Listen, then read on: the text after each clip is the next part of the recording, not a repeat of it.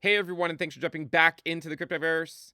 Today, we're going to talk about Bitcoin, and we're going to be discussing the fact that it has now put in a new all-time high following the timeline from the prior cycle. So if you guys like the content, make sure you subscribe to the channel, give the video a thumbs up, and check out the sale on Into the Cryptoverse Premium at intothecryptoverse.com. Let's go ahead and jump in. So about 7 or 8 months ago, we said it'll likely take between 6 to 9 months for Bitcoin to break through the lower high structure and to go to new all-time highs. And the reason I said it was because back in March, gold broke out and USDT dominance tagged its long-term trend line.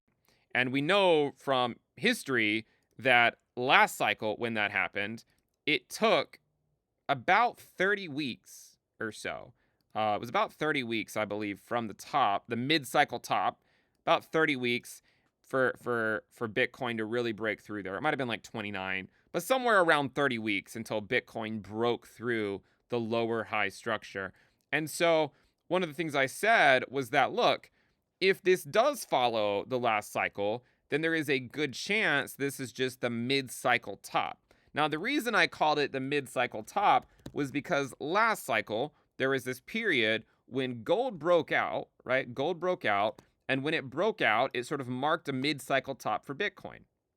And so we sort of speculated, what if the same thing happens? This breakout by gold, what if it also corresponds to sort of a mid-cycle top where Bitcoin then ends up bleeding for a while rather than immediately going to new all-time highs?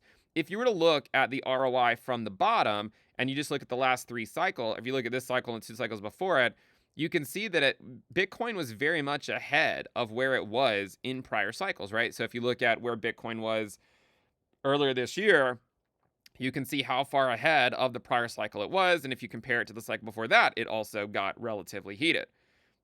And so one of the things I said was that the most likely outcome is for Bitcoin to slowly go down for 6 to 9 months, right? 6 months sort of following the cyclical view, and then 9 months just in case you get a landing. But clearly, it's sort of fallen just in between because Bitcoin put in an all-time high about 7 to 8 months later, right? So I think 6 to 9 months was actually a pretty accurate forecast, as it took about 7 to 8 months for Bitcoin to, in fact, put in a new all-time high. One of the things I said in the video from yesterday, when we talked about, sort of going into the election, is that first of all, no matter who wins, Bitcoin over the long term will be just fine. It's not dependent on, political parties to be successful, but also that it's dangerous to fade the seasonal view of Bitcoin.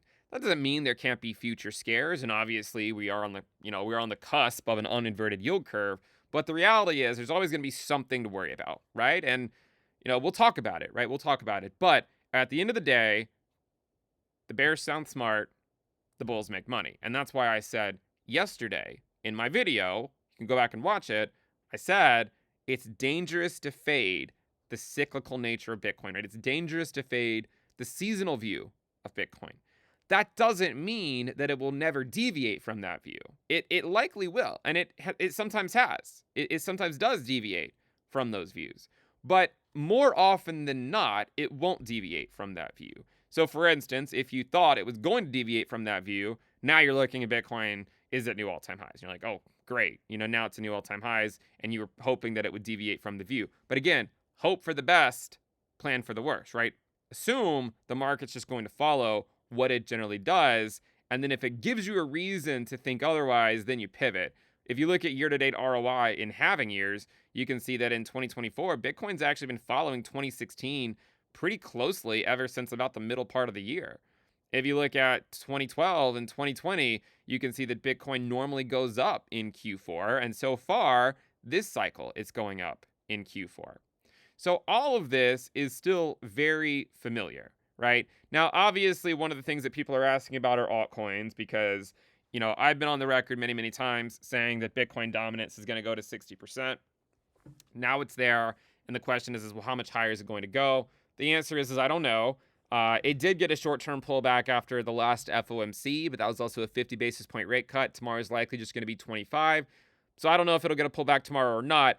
But what I would say about it, sort of if it gives you any comfort, which to be honest, it probably won't, But because I think the reality is a lot of people sort of faded Bitcoin dominance and they just keep on holding on to these older altcoins, right? They sort of keep bidding up the ones that aren't doing well because they think they'll catch up, and then they just keep not catching up, and they keep going lower on their Bitcoin pairs. I know a lot of people think that because I did that last cycle and I learned my lesson. But there is one reality that might help you, hold on to your Bitcoin, sort of still favor Bitcoin over the collective altcoin market for a little bit longer. And that is when you look at others divided by Bitcoin, right? So lower market cap alts, everything outside of the top 10 against Bitcoin. One of the things you'll notice is that in December of 2016, others Bitcoin bottomed, right? But it didn't bottom until December of 2016. And then it also bottomed here in December of 2020. Now, this is the first cycle where it's bottoming potentially in December, but it's actually at a new cycle low. In 2016, it was a higher low compared to the actual bottom for the cycle, right? In 2019 and 2020, right, it was a higher low compared to the actual bottom for the cycle. So, I look at that and I do wonder, will that affect things next year? Because it's not like, is it going to be more similar to, say, this low, right? Going into early 2016, is it going to be more similar to this low going into sort of mid 2019? Or will it just be like looking at it from the cyclical point of view? As always, the cyclical point of view is the strongest one, right? It has been the most compelling one this cycle. It continues to sort of rule over the other views.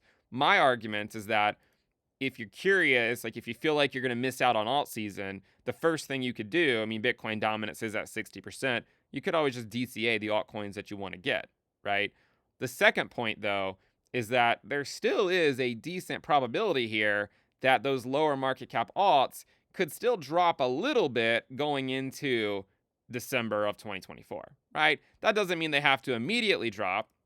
Even in December of 2020, you can see about mid-November they actually got a little bit of a bounce back up, and that could happen following the next rate cut. But the reality is that there is a good chance that others Bitcoin will likely go down and not fully bottom until December, and that's going to be my base case. That doesn't necessarily mean that Bitcoin dominance has to go a ton higher, because it's always possible that some of the higher market cap alts bounce and, kind of make it so that it doesn't go quite as high. But it still is important to sort of recognize here that in having years, or if you talk about seasonality, in having years, Bitcoin dominance generally does trend up in Q4. If you look at 2024 compared to 2020 and 2016, dominance does still generally trend up in the fourth quarter of the halving year. And unless QE is going to miraculously return between now and the end of the year, that should probably be the base case to go with. So my guess, as I've said, especially if you have, heavy alt bags, is that they're probably not going to really start to outperform Bitcoin until next year, would be my guess. But again, I could be completely off base, but that would be my best guess. I can't possibly know one way or another, but I would argue that it's still likely that Bitcoin will outperform those altcoins until 2025, if the historical record is any indication. One of the reasons for that is, well, Bitcoin is at a new all-time high. And so a lot of times when Bitcoin hits new all-time highs, it's a precursor to more all-time highs. And the cyclical view then keeps on prevailing because momentum drives momentum. If it doesn't keep on hitting new all-time highs and it just ends up being a fake out like last week, then what happened? I mean, you still likely would see Bitcoin dominance go up, because if Bitcoin then drops back down, the altcoin market's going to be like, oh crap, it's another fake out. But again, I think in the short term, as I said yesterday in my video, it is dangerous to fade the cyclical view of Bitcoin, right? It's dangerous to fade the seasonal view of Bitcoin. And I've fallen sort of prey to that before, fading it and recognizing not to. And so I've presented both views, the monetary policy view and the cyclical view. What I continue to think is that the cyclical view favors the USD valuations. The monetary policy view favors the Bitcoin valuations. And I think that is probably the proper way to view the market. There are a lot of similarities, right, between this cycle and 2016. And I think a lot of people are like, well, you were calling for the dollar to go up, so why would you think Bitcoin's going to? But the reality is that's exactly what happened in 2016, right? If you look at the dollar, which by the way did get a big bounce, we talked about that it was likely going to get a big bounce, sort of following the election, bleed into the election, and then after the election, shoot back up. The reason I said that was I just looked back at 2016 and I said that's exactly what happened then, right? The dollar faded into the election, and then the week of the election, it had a big wick down, and then it exploded to the upside, and it didn't top until January. So my argument is that the dollar is likely going to go up for the rest of the year, and it could do that, and Bitcoin could also go up, right? Because that's what it did in 2016, is that the dollar rallied, yields rallied, right? If you look at the yield curve, the 10-year yield rallied back in 2016, right? In fact, the week of the election, the 10-year yield went up 21%. Right? It opened the week at 1.83% and it closed the week at 2.152. So it was a pretty big move, relatively speaking. But it didn't top until December. So that's why I continue to say, guys, like, I'm still bullish on the dollar. I'm also still bullish on the long end of the yield curve, especially if you look at what happened last FOMC after the Fed, when the Fed cut.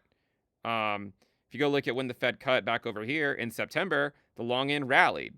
It is possible that the long end's getting a little bit heated here, and maybe it'll find some resistance soon, especially if you look at this trend line. But I don't know. I mean, to be honest, I think there's a higher chance that we'll just continue to rally into the end of the year, and it might zigzag up there. But that would be my base case, is that it just continues to rally into the end of the year.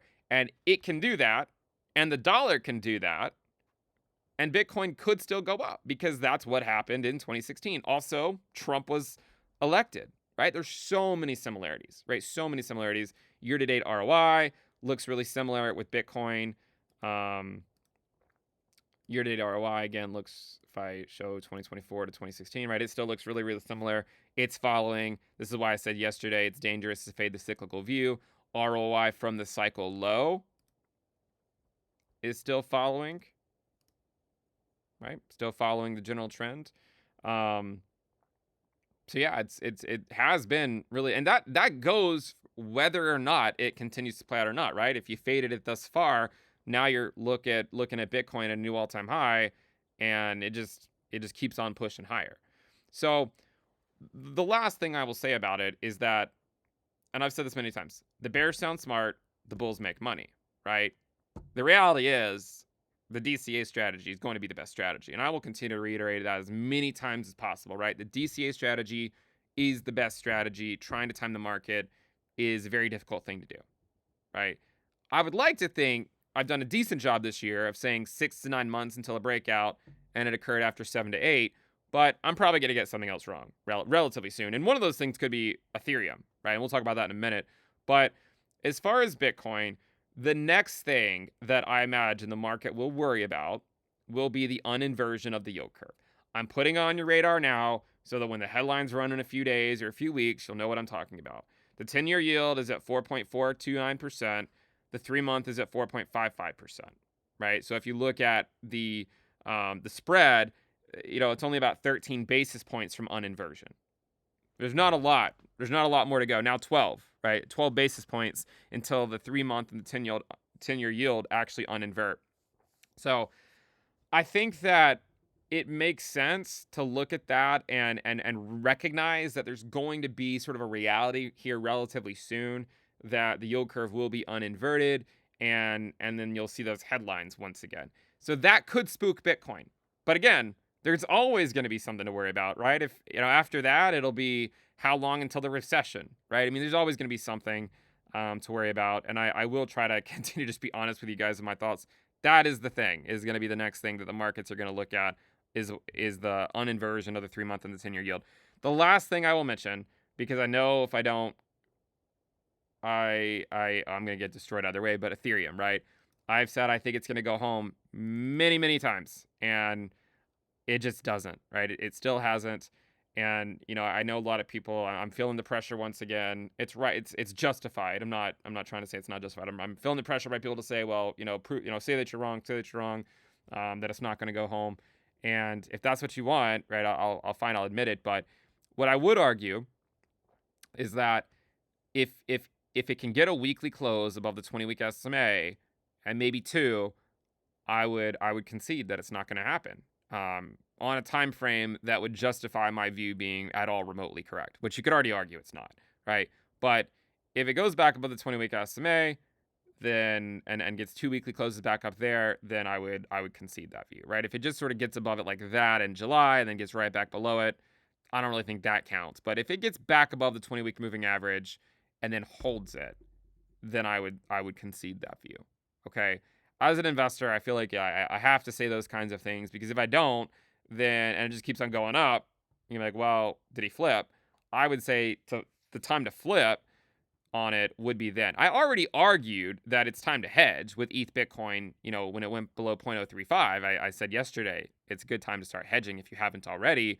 But the one thing I will remind you of, just so we've hit all our bases, is that in 2019, when ETH USD did go down, it still did tag the 21-week EMA even out here, right? In the week of November 4th, right? It rallied up to the 21-week EMA, the week of November 4th, which is the week we're in right now, right? And then it still ended up dropping in mid-November.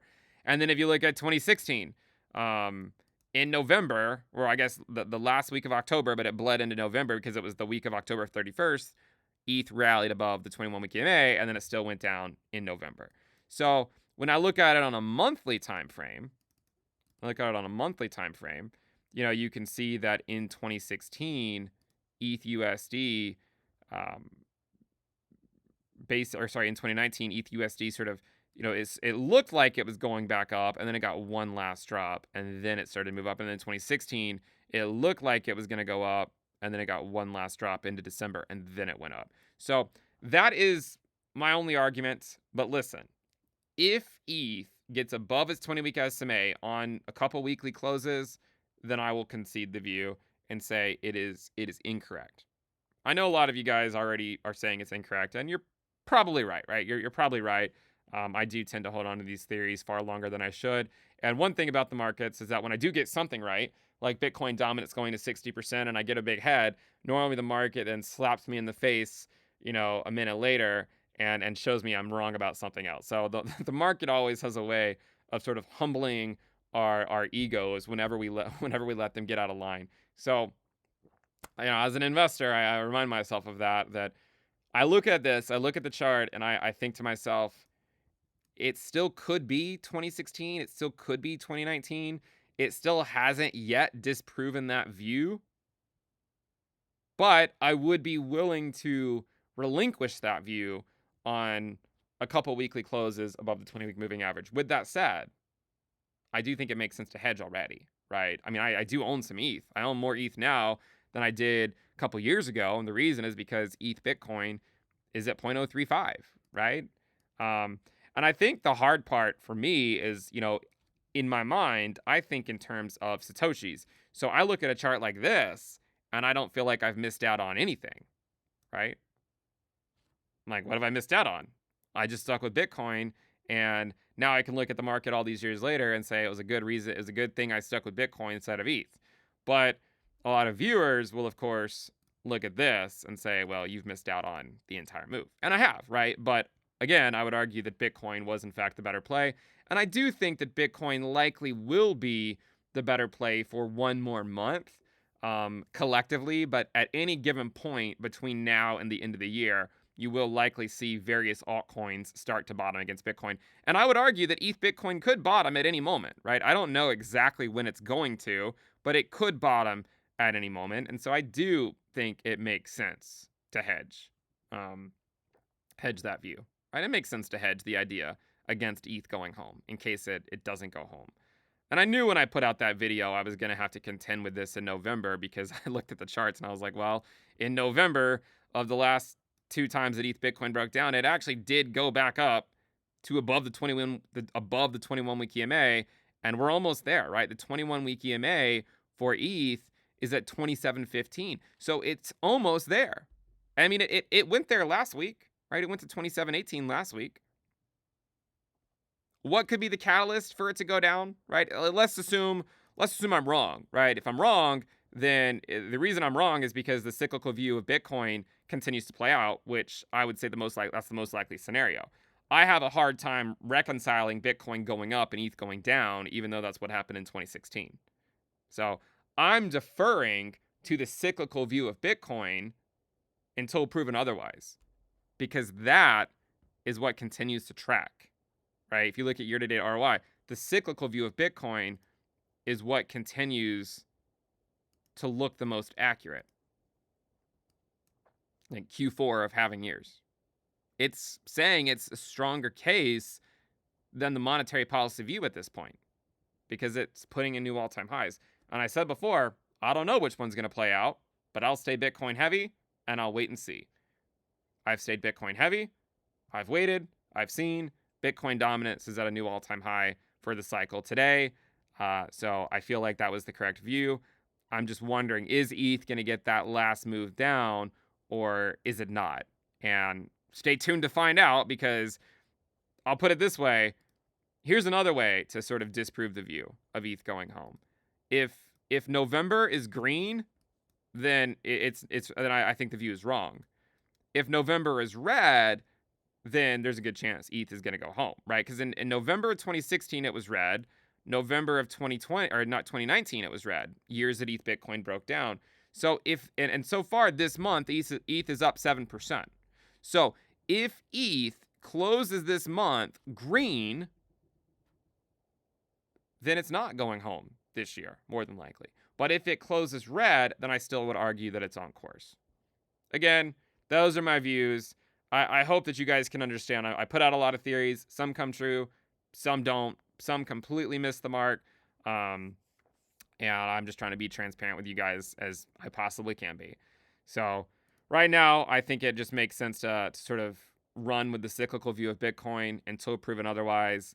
And I will wait to see if there are any signs of being proven otherwise. But for now, the cyclical view does seem to be prevailing. And this is why I keep saying it's dangerous to fade the cyclical view, right? It's dangerous to fade the seasonality. There's always going to be something to worry about. The next thing to worry about is going to be the uninversion of the yield curve, which we already saw the uninversion of the 10-year and the 2-year. That did cause a brief spike down by Bitcoin. We're about to witness the uninversion of the 10-year and the 3-month, right? The 10-year and the 3-month likely going to be uninverting within the next few weeks. But we'll see how things go.